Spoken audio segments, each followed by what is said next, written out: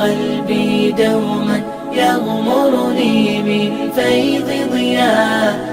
آيات المولى تدفعني نحو العليا.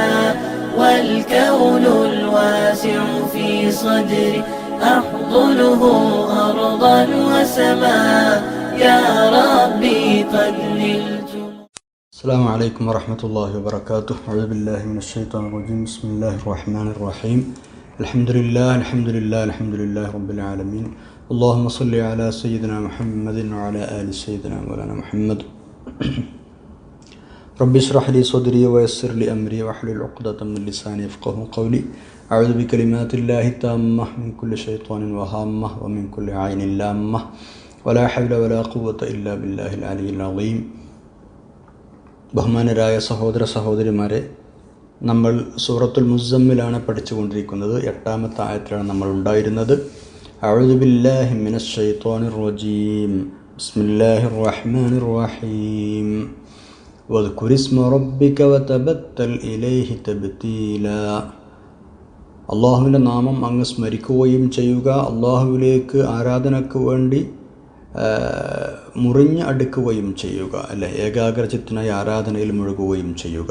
തബ്തീലിനെ കുറിച്ചാണ് നമ്മുടെ ചർച്ചയുണ്ടായിരുന്നത്. മഷ്റൂ ആയ തബ്തീലുമുണ്ട്, മംനു ആയ അല്ലെങ്കിൽ ഗൈറു മഷ്റൂ ആയ തബ്തീലും ഉണ്ട്, അനുവദനീയമായതും അനുവദനീയമല്ലാത്തതും. അനുവദനീയമായ അള്ളാഹും റസൂലും ഒക്കെ നമ്മളോട് ചെയ്യാൻ പറഞ്ഞ തബ്തീൽ, അതായത് പരിപൂർണമായി അള്ളാഹുവിലേക്ക് ചെന്നു ചേരേണ്ടത് ഒരു 3-4 രൂപങ്ങളിലൂടെയാണ്. നമുക്കതിനെക്കുറിച്ച് പറയാം. ചുരുക്കി പറയുകയാണ്. ഒന്ന്, തൗഹീദ് കറകളഞ്ഞതാവുക, ശിർക്കിൻ്റെ 4 അയലത്ത് പോലും പോകാതിരിക്കുക, വളരെ പക്കായ കൃത്യമായ തൗഹീദ്, ഒരാളെയും അള്ളാഹുവിനോട് പങ്കു ചേർക്കാതെ എല്ലാം അള്ളാഹുവിൽ അർപ്പിച്ച് കൃത്യമായി മുന്നോട്ട് പോകുന്ന ഒരു രീതി. അതേപോലെ തന്നെ രണ്ടാമതായി അതിന് വേണ്ടൊരു സംഗതി അൽ ഇഖ്ലാസു ബിൽ ഇബാദ. ചെയ്യുന്ന ഇബാദത്തിൽ നല്ല ആത്മാർത്ഥത ഉണ്ടാവുക. അവിടെ ഇവിടെ ആലോചിച്ചിട്ട് നിസ്കരിക്കല്ല, അല്ലെ അവിടെ ഇവിടെ ആലോചിച്ചിട്ട് മറ്റെന്തെങ്കിലും കാര്യങ്ങൾ ചെയ്യല്ല, വേറുള്ള ആളുകൾക്ക് കാണാൻ വേണ്ടി ചെയ്യല്ല. ഇബാദത്തോടുകൂടെ ഇബാദത്തിൽ ഇഖ്ലാസ് ഉണ്ടാവുക. വമാ ഉമിറു ഇല്ലാ ലിയഅബ്ദുല്ലാഹ മുഖ്ലിസീന ലഹുദ്ദീന ഹുനഫാ. സൂറത്തുൽ ബയ്യിനയിൽ 5ാമത്തെ ആയത്തിൽ അല്ലാഹു തആല ഇബാദത്തിൻ്റെ രീതിയാണ് പറഞ്ഞത്. വമാ ഉമിറു ഇല്ലാ ലിയഅബ്ദുല്ലാഹ മുഖ്ലിസീന ലഹുദ്ദീൻ. വെറും ആരാധിക്കണം എന്ന് പറഞ്ഞു നിർത്തിയതല്ല, എങ്ങനെ ആരാധിക്കണം? മുഖ്ലിസീനായിട്ട് ആരാധിക്കണം. അപ്പോൾ ഇഖ്ലാസ് വേണം. 3ാമത്തെ സംഗതി, ദുആ ചെയ്യുന്നിടത്തും ഇഖ്ലാസ് വേണം. അള്ളാഹുവിലേക്ക് നമ്മൾ കാര്യങ്ങൾ ചോദിക്കുകയാണ്, പടച്ചവനോട് അഭ്യർത്ഥിക്കുകയാണ്, അപേക്ഷിക്കുകയാണ്. അപ്പം എന്താക്കണം? നല്ല ആത്മാർത്ഥതയോടുകൂടി ചോദിക്കണം. ഉത്തരമുണ്ടാകുമെന്ന് ഉറപ്പിച്ച് ചോദിക്കണമെന്നാണ്. കിട്ടിയാലായി എന്നുള്ള രൂപത്തിൽ ദുആ ചെയ്യരുത് എന്നാണ്. 4ാമതായി, ദഅവത്തിൻ്റെ കാര്യത്തിലും ഇഖ്ലാസ് വേണം. എന്ന് പറഞ്ഞാൽ ദീനിൻ്റെ സന്ദേശം മറ്റുള്ള ആളുകൾക്ക് എത്തിച്ചു കൊടുക്കുന്ന ഒരു വിഷയത്തിൽ നമ്മൾക്ക് ആത്മാർത്ഥത ഉണ്ടാവണം. നമ്മളത് പറയണം ആളുകളോട്, അവരോട് പറഞ്ഞ് ദീനിലേക്ക് അവരെ ക്ഷണിക്കണം. വരട്ടെ വരാതിരിക്കട്ടെ, അത് അവരുടെ ചോയ്സാണ്. പക്ഷേ ഇങ്ങനെ ഒരു ദീനിനെക്കുറിച്ച് പറഞ്ഞു കൊടുക്കുന്നത് നമ്മുടെ ഉത്തരവാദിത്തമാണ്. അപ്പോൾ അതിലും നമുക്ക് ആത്മാർത്ഥതയുണ്ടാവണം. 5ാമതായി, ഇബാദത്തിന് വേണ്ടി നമ്മുടെ കൽബിനെ ഒഴിഞ്ഞു വെക്കുക. കൽബിൽ മറ്റുള്ള ചിന്തകളല്ല വേണ്ടത്. ഇബാദത്ത് റബ്ബുമായി എപ്പോഴും കണക്റ്റഡ് ആയിരിക്കുക. ഇങ്ങനെ ഒരു 4-5 രൂപങ്ങളിലൂടെ ഉണ്ടാകുന്ന തബത്തുലുണ്ടല്ലോ, അങ്ങനെ അള്ളാഹുവിലേക്കാണ് ചെന്ന് ചേർന്ന പരിപൂർണമായി നമ്മൾ അള്ളാഹുവിന് വളരെ റാഹത്തായി ഇബാദത്ത് ചെയ്യുന്നൊരു രീതി ഉണ്ടല്ലോ, അതാണ് ആ തബത്തുൽ മസ്റൂ ആണ്, അത് അനുവദനീയമാണ്. അതല്ലാതെ ഇനി ഗൈറു മസ്റൂ ആയ തബത്തിൽ അല്ലെങ്കിൽ തബത്തുൽ, അതെന്താണ്? അത് മറ്റു ചില മതവിഭാഗങ്ങളിൽ കണ്ടുവരുന്നത് പോലെ എന്താണ് പറയുക, നമ്മളെ നസാറ, അതേപോലെ തന്നെ മറ്റുള്ള ചില യഹൂദികൾ, ഇവരൊക്കെ കണ്ടുവരുന്നത് പോലെ ചില വിഷയങ്ങൾ ഉണ്ട്. പ്രത്യേകിച്ച് നമ്മുടെ നാടുകളിലൊക്കെ കണ്ടുവരുന്ന വിഷയങ്ങൾ നമുക്കൊക്കെ അറിയാം, അല്ലേ? ക്രിസ്ത്യൻ സഹോദരങ്ങൾക്കിടയിലുള്ള ചില, അതേപോലെ തന്നെ ചില മറ്റു വിഭാഗങ്ങൾക്കിടയിലുള്ള കല്യാണവും ഇതൊക്കെ ഒഴിവാക്കിയിട്ട് ഒക്കെ ഒഴിവാക്കി പൗരോഹിത്യം സ്വീകരിക്കുക, എന്നിട്ട് മഠങ്ങളിൽ ചടഞ്ഞിരിക്കുക, എന്നിട്ട് അങ്ങനെ ആരാധനയ്ക്ക് വേണ്ടി ഒഴിഞ്ഞിരിക്കുക. ആ ഒരു രീതി ദീനിലില്ല. സന്യാസ ജീവിതം എന്നൊക്കെ നമ്മൾ പറയില്ലേ, അത് നമ്മുടെ ദീനിൽ പാടില്ലാത്ത സംഗതിയാണ്. നമുക്ക് എല്ലാ ബാധ്യതകളും സമൂഹവുമായി മറ്റുള്ള എല്ലാ കാര്യങ്ങളൊക്കെ ചെയ്തുകൊണ്ട് തന്നെ റബ്ബിലേക്ക് അടുക്കാൻ കഴിയുക എന്നതാണ് മശ്റൂ ആയത്, നമ്മളോട് കൽപ്പിക്കപ്പെട്ട. നമ്മൾ ആ വിഷയം നേരത്തെ പറഞ്ഞു. സൂറത്തുൽ ഹദീദിൽ അല്ലാഹു തആല ഈ വിഷയം പറയുന്നുണ്ട്. ഒരു തരം പൗരോഹിത്യത്തെ അവരുണ്ടാക്കുകയും അതവർ അല്ലാഹു തആല പറഞ്ഞതുപോലെ അവർ നടക്കാതിരിക്കുകയും ചെയ്തു എന്നൊക്കെ. ഫമാ റഅൂ ഹഖ്ഖ റിആയതിഹാ, സൂറത്തുൽ ഹദീദിലെ 27ാമത്തെ ആയത്തിൽ ബിസ്മില്ലാഹിർ റഹ്മാനിർ റഹീം. ثم قفينا على آثارهم برسلنا وقفينا بعيسى بن مريم وآتيناه الإنجيل وجعلنا في قلوب الذين اتبعوه رأفة ورحمة ورهبانية ابتدعوها. അവിടെയാണ് വിഷയം. വറഹബാനിയതൻ ഇബ്തദഊഹ മാ കതബ്ന അലൈഹിം ഇല്ല ഇബ്തിഗാഅ റിദ്വാനില്ലാഹി ഫമാ റഅൗഹ ഹഖ റിആയതിഹ. ഒരു തരം സന്യാസ ജീവിതം അവർ പുതുതായി ഉണ്ടാക്കി. വറഹബാനിയതൻ ഇബ്തദഊഹ, ഒരു തരം സന്യാസ ജീവിതം, പൗരോഹിത്യം. ഇബ്തദഊഹ, അതിനവർ ഉണ്ടാക്കി, പുതുതായിട്ടുണ്ടാക്കി. മാ കതബ്ന അലൈഹിം, നാം അവരോടത് പറഞ്ഞിട്ടില്ല. അല്ലാഹു തആല പറയണം, മാ കതബ്ന അലൈഹിം, നാം അവരോടത് കൽപ്പിച്ചിരുന്നില്ല. ഇല്ല ഇബ്തിഗാഅ റിദ്വാനില്ലാഹി, അള്ളാഹുവിൻ്റെ തൃപ്തി തേടേണ്ടതിന് വേണ്ടി അവരത് ചെയ്തു. അവർ അള്ളാഹിൻ്റെ തൃപ്തി വാങ്ങാനും റബ്ബിൻ്റെ തൃപ്തി കിട്ടാനും അങ്ങനെ ഉണ്ടാക്കിയതും ചെയ്തതൊക്കെ. പക്ഷേ എന്നിട്ടോ ഫമാ റഅൗഹ ഹഖ റിആയതിഹ, അത് പാലിക്കേണ്ട മുറപ്രകാരം അവർ പാലിച്ചില്ല. എന്ന് പറഞ്ഞാൽ എന്താണ് പറയുക, നമുക്കൊക്കെ അറിയാം ഈസാ നബി അലൈഹി സ്വലാമിൻ്റെ പൂർവ്വ പ്രവാചകന്മാരിൽ അവസാനത്തെ പ്രവാചകനാണ് ഈസാ നബി അലൈഹി സ്വലാം. അതിനുശേഷമാണ് തിരുനബി സല്ലല്ലാഹു അലൈഹി വസല്ലം തങ്ങൾ വരുന്നത്. അപ്പോൾ നബി സല്ലല്ലാഹു അലൈഹി വസല്ലം തങ്ങളെ മുമ്പ് അവസാനമായി വന്ന പ്രവാചകനാണ് ഈസാ നബി അലൈഹി സ്വലാം. മഹാനായ ഈസാ നബി അലൈഹി സ്വലാം എല്ലാ വിഷയത്തിലും അനുയായികളോട് പ്രത്യേകിച്ച് കാരുണ്യത്തോടെ വർത്തിക്കുന്നതിൽ, സാധു സംരക്ഷണത്തിൽ, ദീനദയാലിത്വത്തിൽ, പരസ്പര സഹായം, ഇത്തരം കാര്യങ്ങളൊക്കെ ഈസാ നബി അലൈഹി സ്വലാം തൻ്റെ അനുയായികളോട് നന്നായി കൽപ്പിക്കുകയും അത് ചെയ്യണമെന്ന് പറഞ്ഞതും ചരിത്രപ്രസിദ്ധമാണ്, എല്ലാവർക്കും അറിയാം. മാത്രമല്ല പൊതുവെ മറ്റുള്ള ആളുകളോട് സഹാനുഭൂതിയും അനുകമ്പയും വാത്സല്യവുമൊക്കെ കാണിക്കുന്നതിൽ ഈ ഒരു സമൂഹം, ക്രിസ്ത്യൻ സഹോദരന്മാർ, ആ ഒരു സമൂഹം പൊതുവെ മുമ്പിൽ തന്നെയാണ് എന്നുമുള്ളത്. ഒരു സമുദായത്തിൻ്റെ നിലനിൽപ്പിനും അഭിവൃദ്ധിക്കും അത്തരം നല്ല ഗുണങ്ങൾ ആവശ്യവുമാണ്. ഏതായാലും അപ്പോൾ ആ ഒരു ഈസാ നബി അലൈഹി സ്വലാമിൻ്റെ അനുയായികൾ പുതുതായി ഉണ്ടാക്കിയ ഒരു സംഗതിയെക്കുറിച്ചാണ് അവർ പറയുന്നത്. ഈസാ നബി അവരോട് പറയാത്ത, അള്ളാഹു അവരോട് കൽപ്പിക്കാത്ത ദീനദയാലുത്വം, പരസ്പര സഹായം, ഇങ്ങനത്തെ കാര്യങ്ങൾക്ക് അവരോട് കൽപ്പിച്ചിരുന്നു, അവർ ചെയ്യുകയും ചെയ്തിരുന്നു. ഈ പറയാത്തൊരു സംഗതി ഉണ്ടാക്കി, അതാണ് സന്യാസ ജീവിതം. റഹബാനിയത്തിന് ഇബ്തദഊഹ എന്ന് അല്ലാഹു തആല പറഞ്ഞ അതാണ്. അതായത് എന്താണ് അതിൻ്റെ പ്രത്യേകത? അവർ ഭൗതിക സുഖങ്ങൾ ഉപേക്ഷിച്ചു, വിവാഹം ഒഴിവാക്കി, എന്നിട്ട് ചെറിയ ചെറിയ കുടിലുകളിൽ താമസമാക്കി, ആളുകളുമായി സമ്പർക്കത്തിൽ നിന്നുള്ള ഒഴിഞ്ഞുമാറി, ആളുകളുമായി ബന്ധപ്പെടാതെ, സമ്പർക്കമുണ്ടാകാതെ കാത്തു സൂക്ഷിച്ചു അവർ. ഇങ്ങനെ ഒരു കുടിസായ ജീവിതം അവർ സ്വീകരിച്ചു. ചില ക്രിസ്ത്യാനികൾ സത്യത്തിൽ ഇതിന് ആദ്യകാലത്ത് ഇതിനെ നിർബന്ധിതരാകുകയാണ് ഉണ്ടായത് എന്നാണ്. നിർബന്ധിതരായപ്പോൾ പിന്നെ അങ്ങനെ തുടങ്ങി അങ്ങനെ ഉണ്ടായി വന്നതാണ് ഈ ഒരു തരം സന്യാസ ജീവിതം. ഉപേക്ഷിച്ചു സുഖസൗകര്യങ്ങളൊക്കെ, കല്യാണമൊക്കെ ഒഴിവാക്കി, ചെറിയ കുടിലുകൾ താമസമാക്കി, ആളുകളുമായി ബന്ധപ്പെടാതെയായി.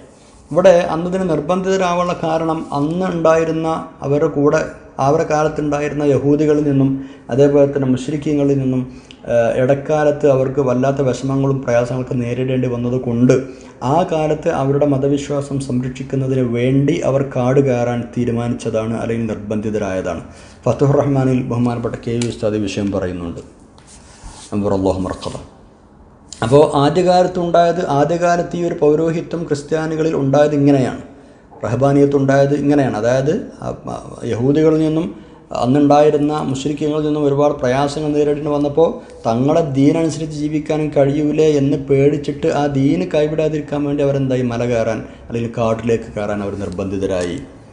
ആ കാലത്ത് ഉദ്ദേശം അതായിരുന്നു, ശരിയാണ്. പക്ഷേ അത് പിന്നെ മാറി മാറി മാറി ഇന്ന് ക്രിസ്ത്യാനികളിൽ കാണുന്നത് പോലെ അത് മറ്റു പല വഴിയിലേക്കും അത് മാറി, പലതിനും അത് ദുരുപയോഗം ചെയ്യപ്പെട്ടുകൊണ്ടിരിക്കുകയാണ് എന്നർത്ഥം.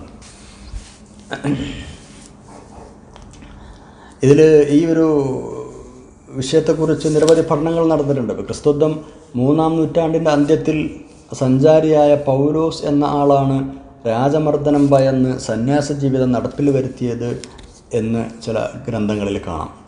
അതായത് അന്ന് രാജാവിൻ്റെ മർദ്ദനം, അതേപോലെ അന്ന് അവരുടെ കാലത്തുണ്ടായിരുന്ന ആളുകളുടെ അക്രമം ഇതൊക്കെ സഹിക്കവയ്യാതെയാണ് അവർ നടപ്പിൽ വരുത്തിയത്.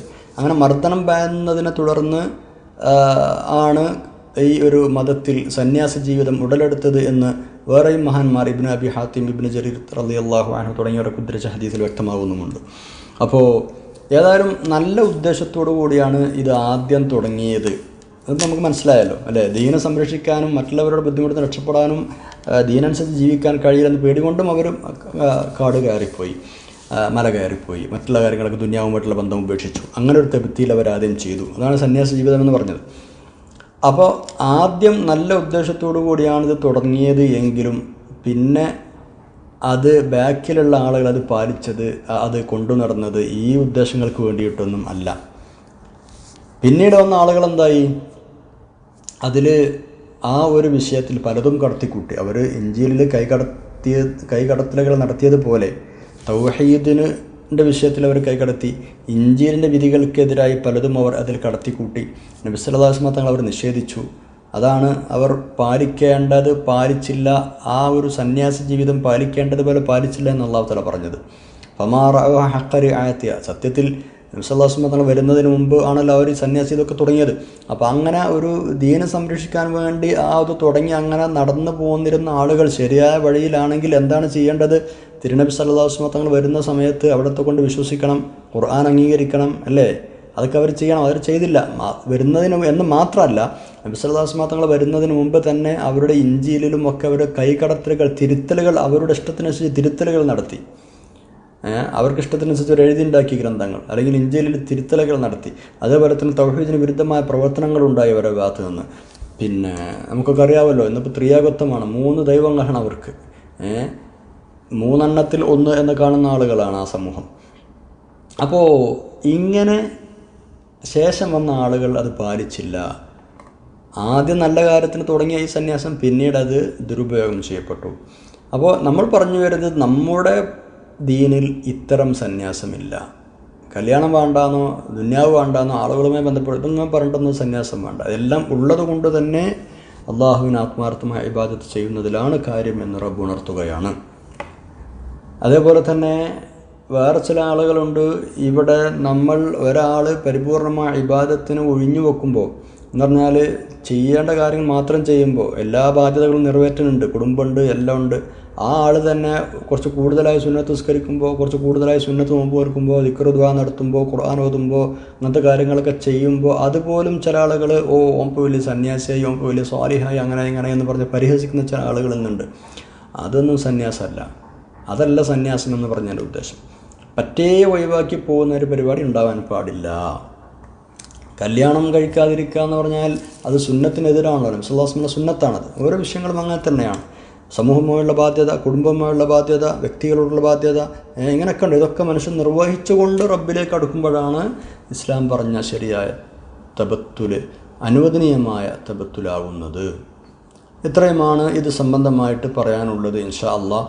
പിന്നെ ഇതോടുകൂടെ ശ്രദ്ധിക്കണം മറ്റൊരു വിഷയം, ശരീരത്തെ വല്ലാതെ വിഷമിപ്പിക്കാൻ പാടില്ല എന്നാണ്. പരിശുദ്ധ ദീനിൻ്റെ ഇതൊരു നിയമമാണ്, നിലപാടാണത്. നമ്മുടെ ശരീരത്തെ നമ്മളെന്താക്കാൻ പാടില്ല, വിഷമിപ്പിക്കാൻ പാടില്ല. പട്ടിണി കിട്ടിട്ടോ അതിനെ വല്ലാതെ അടങ്ങാറാക്കിയിട്ടോ ഇല്ല. നമ്മൾ ശരീരത്തോട് നമുക്ക് ബാധ്യതയുണ്ട്. കുറേ ഉറക്കം വെച്ചിട്ട് അങ്ങനെ നിസ്കരിക്കാനും പറ്റില്ല. ഉറങ്ങണം. നമ്മൾ ശരീരത്തിനോടുള്ള ബാധ്യതയാണ്.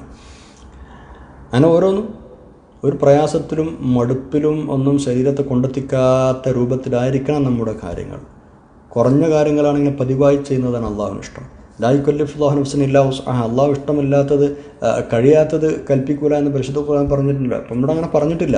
വമാ ജഅല അലൈക്കും ഫിദ്ദീനി മിൻ ഹറജിൻ. ദീനിൽ നിങ്ങൾക്കൊരു ബുദ്ധിമുട്ടും അല്ലാഹു തആല ഉണ്ടാക്കിയിട്ടില്ല. സൂറത്തുൽ ഹജ്ജിലെ 78-ാമത്തെ ആയത്ത്.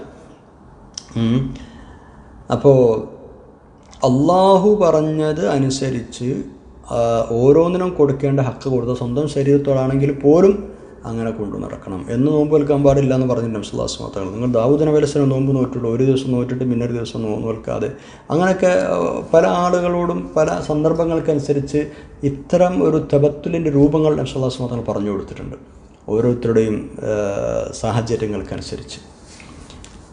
അപ്പോൾ അതാണ് നമ്മളിവിടെ മനസ്സിലാക്കേണ്ട വിഷയങ്ങൾ. സുന്നത്തുകളും നിർബന്ധമായ കാര്യങ്ങളും ഒക്കെ അങ്ങനെ ചെയ്തു പോയാൽ തന്നെ മനുഷ്യന് അള്ളാഹുവിലേക്ക് നന്നായി അടുക്കാനും ഈ ഒരു പറഞ്ഞ തബത്തുലെത്താനും കഴിയും എന്നത് നമ്മുടെ കൂട്ടത്തിൽ ജീവിച്ച മഹാന്മാരായ ഉസ്താദ്മാർ നമുക്ക് കാണിച്ചു തന്ന വിഷയമാണ്.